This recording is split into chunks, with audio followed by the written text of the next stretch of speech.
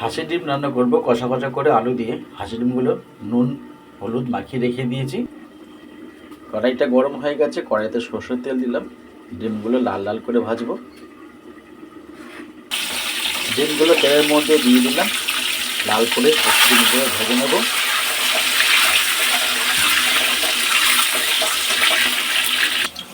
ডিমগুলো লাল করে ভেজে নিয়েছি। ওই তেলের মধ্যে আলুগুলো একটু লাল করে ভেজে নেব।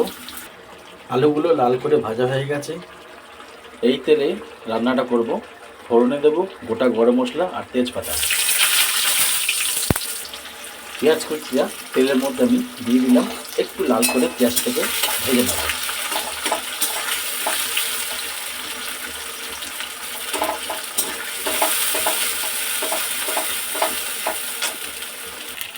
পেঁয়াজটা লাল লাল ভাজা হয়ে গেছে। আদা রসুন আর পেঁয়াজ বাটাটা দিয়ে দিলাম, আর টমেটো দিয়ে দিলাম।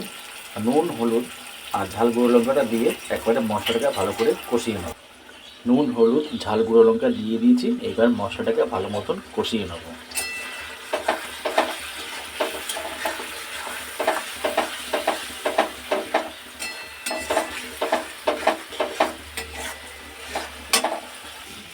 মশলাটা কষানো হয়ে গেছে, এবার ভেজে রাখা আলুটাকে দিয়ে আর একটু কষিয়ে নেব।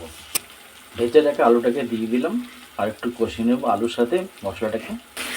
ভেজে রাখা ডিমগুলো দিয়ে দিলাম, ডিমের সাথে আলু আর মশলাটাকে আর একটু কষিয়ে নেব। আলু আর ডিম মশলার সাথে ভালো মতন কষানো হয়ে গেছে, আর মশলা থেকে তেল ছেড়ে দিয়েছে। আর সেদ্ধ হওয়ার জন্য আমি জল দেবো। ডিম আর আলুটাকে কষা কষা করে রান্নাটাকে করব। সেদ্ধ হওয়ার জন্য আমি জল দিয়ে দিলাম। এখন এটাকে হাই ফ্লেমে আমি রেখে দেবো।